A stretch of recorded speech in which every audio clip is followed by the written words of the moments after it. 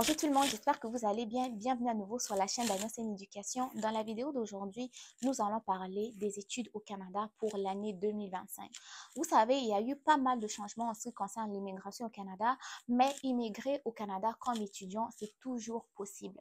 Dans la vidéo d'aujourd'hui, je vais vous parler de 3 points principaux, à savoir le processus de la demande d'admission jusqu'à l'obtention du visa étudiant, les différents documents dont vous avez besoin pour étudier au Canada, et aussi du montant d'argent que vous allez devoir dépenser pour mener à terme votre processus d'étudiant. Donc, pour commencer, je vous invite à vous abonner sur la chaîne si ce n'est pas encore déjà fait, activer la cloche de notification pour être toujours notifié lorsque je publie une nouvelle vidéo et surtout partager la vidéo. Pourquoi ne pas liker pour encourager un peu l'algorithme et soutenir la chaîne Alliance et Éducation en même temps. Donc, premièrement, pour étudier au Canada, vous avez besoin de sélectionner un établissement d'enseignement et un programme d'études. Le Canada est très grand, il a plusieurs provinces et plusieurs territoires. Le Québec est principalement francophone, le reste du Canada est anglophone, mais on a le Nouveau-Brunswick qui est bilingue, c'est-à-dire francophone et anglophone. Donc, lorsque vous allez commencer par choisir votre établissement d'enseignement, je vous recommande de choisir un établissement d'enseignement qui offre des programmes dans votre langue. Si vous parlez français, essayez de trouver une province, un établissement d'enseignement qui offre des programmes en français. Si vous êtes anglophone, essayez de regarder du côté anglophone. Si vous êtes bilingue, encore tant mieux. Donc, après avoir choisi l'établissement d'enseignement, vous allez faire le choix du programme d'études. Vous regardez, est-ce que le programme d'études que je veux faire est disponible dans cet établissement d'enseignement?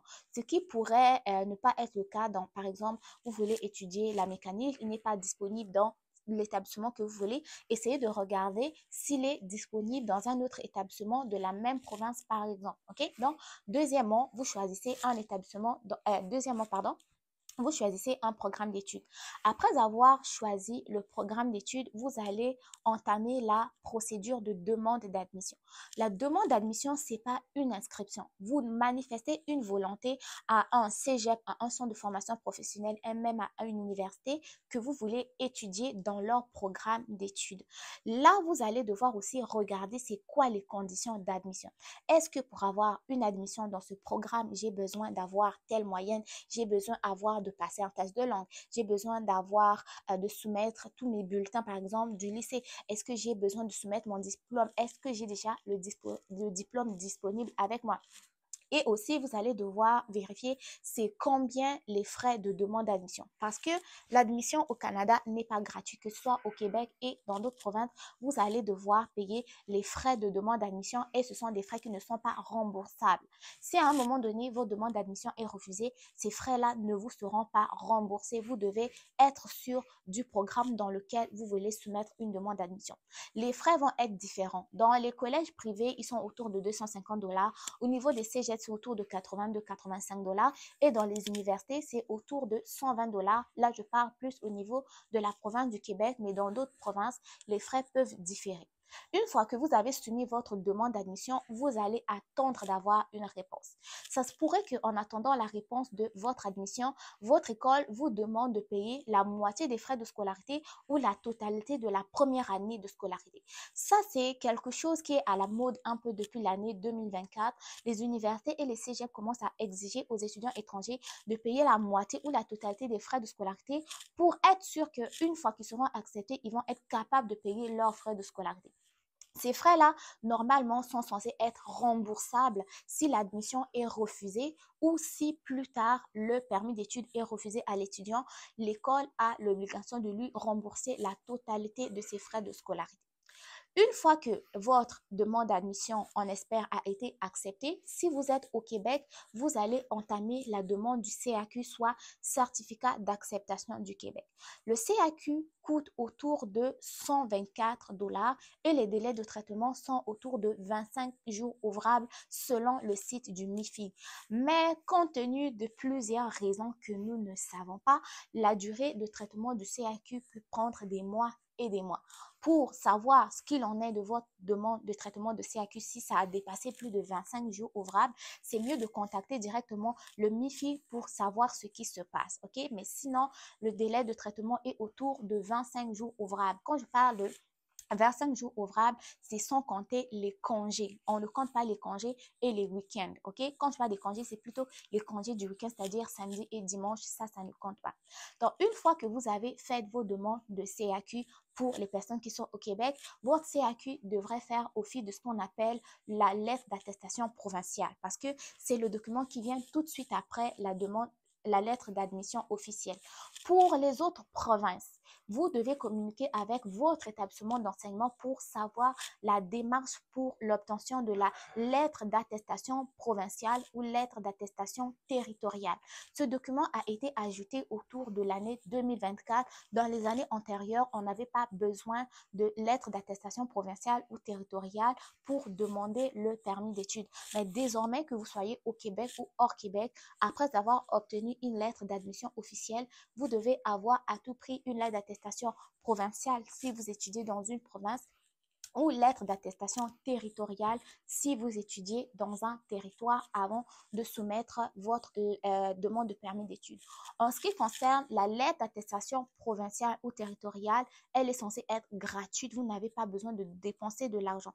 En ce qui concerne le délai de traitement, ben, là, ça va dépendre un peu de la communication entre vous et votre établissement d'enseignement si vous êtes à l'extérieur du Québec. Mais pour le Québec, ça rentre dans le délai du CAQ parce que au Québec, votre CAQ fait office de votre lettre d'attestation provinciale. Après avoir obtenu votre lettre d'attestation provinciale, vous entamez maintenant la demande du permis d'études. Le permis d'études, ne confondez pas le permis d'études avec le visa étudiant parce que le permis d'études, c'est ce permis-là qui vous permet de venir étudier au Canada. C'est lui qui vous procure votre statut de résident temporaire au Canada. Donc, sans un permis d'études, vous n'avez pas le droit d'étudier au Canada. Le permis d'études, les frais de traitement sont autour de 150 $ et les délais varient selon le lieu où vous avez présenté votre demande. Dernièrement, je vous avais présenté les nouveaux délais de traitement, mais dans la prochaine vidéo qui va suivre, je vous montrerai c'est quoi les nouveaux délais de traitement parce que les délais de traitement sont mis à jour d'une façon hebdomadaire. Ok, donc ça se pourrait que la dernière fois que vous avez vérifié, les délais étaient de 3 semaines et de nouveau, les délais peuvent être rendus à 5 mois. Donc, les délais de traitement sont mis à jour d'une façon hebdomadaire. Donc, après avoir entamé votre demande de permis d'études, selon votre situation, vous allez devoir faire ce qu'on appelle les données biométriques. Les données biométriques sont des empreintes digitales que vous allez devoir aller faire au niveau du bureau des visas. C'est le bureau des visas qui va vous indiquer la démarche à suivre pour aller faire vos données biométriques. Les données biométriques aussi ne sont pas gratuits. Les frais pour les données biométriques sont autour de 85 $. Après avoir fait les données biométriques toujours dans le processus de demande de permis d'études, il se pourrait qu'on vous demande de faire ce qu'on appelle une visite médicale. Visite médicale, c'est pour les personnes qui vont étudier dans un certain programme qui implique, par exemple, la santé publique ou qui proviennent des pays où règne certaines maladies ou ceux qui vont venir étudier au Canada pendant une période de 6 mois et plus. Donc, les visites médicales, normalement, est censée être gratuites parce qu'il n'y a pas des frais qui sont précisés sur le site d'Immigration Canada. OK? Donc, données biométriques, visite médicale. Après avoir fait tout cela, vous allez maintenant attendre la décision de l'agent d'immigration. S'il vous dit que votre demande de permis d'études est acceptée, vous recevez ce qu'on appelle une lettre d'introduction. La lettre d'introduction, c'est comme une confirmation du permis d'études. C'est la lettre d'introduction, après l'avoir obtenue, c'est là que vous allez maintenant devoir aller emmener votre passeport au niveau du bureau des visas pour avoir votre cachet qui vous autorise à rentrer au Canada. Ce cachet-là, c'est lui qui va s'appeler visa parce que visa, ça vous permet de quitter votre pays et rentrer au Canada. C'est une fois arrivé au Canada que un agent des services frontaliers va vous remettre en main propre votre permis d'études. Sur votre permis d'études va être spécifié soit votre établissement d'enseignement ainsi que votre programme si c'est un permis d'études qui est fermé. Ce permis d'études-là vous autorise uniquement à travailler dans un programme précis et dans un établissement d'enseignement précis ou simplement un permis d'études qui va être ouvert où c'est uniquement écrit le programme d'études. Dans ce cas-là, vous n'avez pas de contraintes, de restrictions en ce qui concerne un établissement d'enseignement. Ça se pourrait qu'au moment où l'agent d'immigration va vous remettre votre permis d'études, ils puissent vous poser un peu quelques questions à savoir qu'est-ce que vous êtes venu faire au Canada, vous allez étudier dans quoi, vous allez vivre où, juste pour être sûr que vous êtes bien la bonne personne. Je vais vous donner un petit conseil concernant cette partie. C'est très important lorsque vous faites vos demandes d'admission de connaître très bien votre projet d'immigration. C'est très, très, très important de connaître votre projet d'immigration. Il y a certaines personnes qui vont passer par les agences de voyage qui, eux, vont leur faire les demandes d'admission jusqu'au permis d'études et les gens ne maîtrisent pas leur projet d'études eux-mêmes. Ils se retrouvent avec un visa, il arrive au Canada, rencontre l'agent des services frontaliers. L'agent des services frontaliers lui pose quelques questions sur son programme d'études. La personne est comme un peu perdu parce qu'il ne sait rien de son projet d'études. C'est une très mauvaise chose que je ne vous recommande pas. Même si vous avez fait affaire avec une agence d'immigration, prenez le temps de comprendre un peu c'est quoi votre projet d'études au Canada. Ok? Donc, c'est très important. Donc là, je vous ai expliqué un peu le processus de la demande d'admission jusqu'à l'arrivée du Canada. Je veux aussi ajouter un truc sur le permis d'études. Sur votre permis d'études, il va être spécifié si vous avez ou non le droit de travail. Il va être bien noté si vous avez le droit de travailler sur le campus, hors campus ou sur les deux. Okay? Donc, si vous avez l'autorisation de travailler sur le campus, vous allez uniquement travailler sur le lieu où vous recevez vos cours. Si c'est hors campus, vous avez le droit de travailler à l'extérieur de votre campus. Si c'est les deux, encore tant mieux. Tu peux travailler où tu reçois tes cours ou même à l'extérieur de l'endroit où tu reçois tes cours. Et ça, c'est parfait. En ce qui concerne les heures de travail autorisées, c'est 24 heures par semaine depuis le mois de novembre et plus de 24 heures par semaine comme d'habitude pendant les congés prévus au calendrier scolaire. Maintenant, en ce qui concerne les documents. Pour les documents, lors de la demande d'admission, vous allez avoir besoin de vos bulletins de notes. Ça dépend du niveau. Si vous allez en formation professionnelle, vous devez avoir minimalement un niveau première ou terminale. Donc, ayez au moins vos bulletins de la seconde, première jusqu'en terminale. Si même vous avez vos bulletins du lycée, c'est encore tant mieux. Si votre formation professionnelle vous exige un test de langue, essayez d'avoir le test de langue et le document qui montre les résultats du test de langue que vous avez fait. Si c'est une admission au cégep, essayez d'avoir au moins un niveau baccalauréat parce qu'au cégep, il faut au moins avoir un baccalauréat que vous avez obtenu à l'étranger ainsi que le relevé de notes. Certains programmes au cégep aussi exigent les tests de langue. Donc, si vous avez fait un test de langue, essayez d'avoir le bulletin ou l'attestation de réussite. C'est très important. Et aussi, copie conforme certifiée de votre relevé de notes du bac et votre bac officiel. Pour ceux qui sont à l'université, il faut avoir au moins un niveau licence. Si vous avez votre licence, essayez de l'avoir, les relevés de notes de licence, les relevés de notes du lycée aussi, ainsi que votre bac, ça serait très, très bien. Et si possible aussi, avoir les résultats du test de langue. Okay? Sachez que le Québec exige les tests de langue, mais les autres provinces aussi vont exiger les tests de langue, que ce soit anglais ou français. Mais il y a certaines particularités, il y a des établissements et des collèges qui n'exigent pas les tests de langue et je vous les ai déjà présentés sur ma chaîne. Si vous voulez une nouvelle vidéo là-dessus, je vous ferai une vidéo avec plaisir. Donc, ça, ce qui concernait les documents pour la demande d'admission. Pour la demande de CAQ, permis d'études, c'est à peu près les mêmes documents. Donc, vous allez avoir besoin de la lettre officielle de l'admission. Vous allez avoir besoin de la lettre d'attestation provinciale l'aide attestation provinciale ou CAQ, ça je parle du permis d'études. Vous allez avoir besoin des preuves de capacité financière. Vous allez avoir besoin aussi des autres documents tels que les preuves de visite médicale, la lettre explicative dans laquelle vous allez expliquer votre projet d'études, la lettre du garant financier si applicable, la lettre, un document de tuteur si vous venez étudier au Canada comme un étudiant mineur par exemple, vous allez avoir besoin de ce document. Pour les documents CAQ, permis d'études, c'est à peu près les mêmes choses, mais j'allais oublier un autre document très important, une preuve d'identification. L'aide d'identification, ça va être pour les demandes de permis d'études. Ils vont vous demander d'envoyer soit les premières pages de votre passeport pendant qu'ils vont étudier votre demande. Mais une fois que votre demande de permis d'études a été acceptée, IRCC va vous demander de pouvoir envoyer votre passeport original et celui-ci doit être quand même assez valide, encore pas expiré. Donc, ça, c'est ce qui va clore d'une façon générale les documents.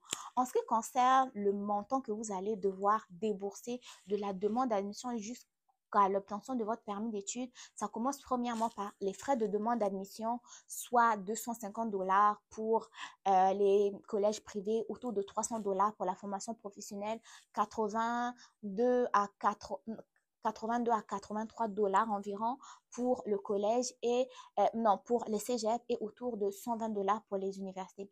En dehors de ça, vous allez avoir des frais pour le CAQ pour les personnes qui vont étudier au Québec, autour de 124-125 $ et pour le permis d'études, c'est autour de 150 $ la demande. Les frais de données biométriques, 85 $.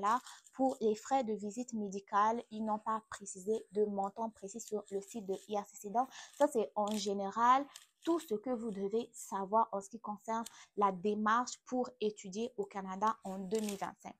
En ce qui concerne les réponses tardives, que ce soit les réponses des CAQ, réponses de permis d'études et autres, moi, je vous recommande de communiquer avec les organismes responsables. Si votre CAQ est en retard, sachez qu'il y a un numéro disponible pour contacter le ministère de l'Immigration, Francisation et Intégration du Québec, le MIFIC, qui s'en charge du traitement des CAQ.